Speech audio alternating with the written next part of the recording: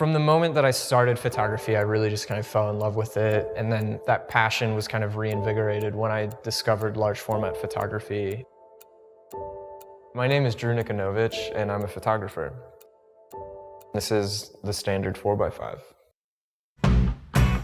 The history of photography kind of started with cameras like this one. There's no mirrors or anything inside the camera. The light passes directly through it onto the ground glass on the back. It's a very high resolution image. I shoot large format almost exclusively for my personal projects. I feel like I can be a lot more intentional with the images I make.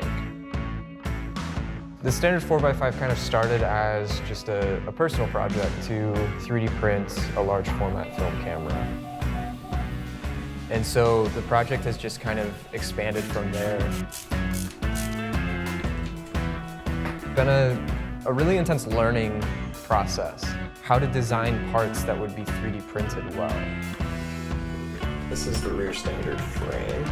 And I actually just redesigned this part. These clips which rotate, and this allows you to take this frame out, and that allows you to switch from a portrait orientation to a landscape orientation. I want it to be functional, but I also want it to be easy to use and, reliable. This is the measurement I spent the most time making sure is spot on, because if this distance here is not the same as what it will be in a film holder, every picture you make will either be front focused or back focused.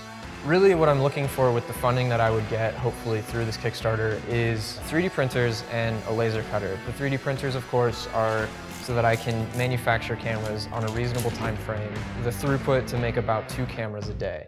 And then I'm also going to be using that money to acquire a laser cutter so that I can etch the grid that allows you to, be a more precise photographer. The 2 ways that you'll be able to get the camera through the Kickstarter are fully assembled or as a kit, where you get sort of a booklet that tells you how to assemble the camera from start to finish.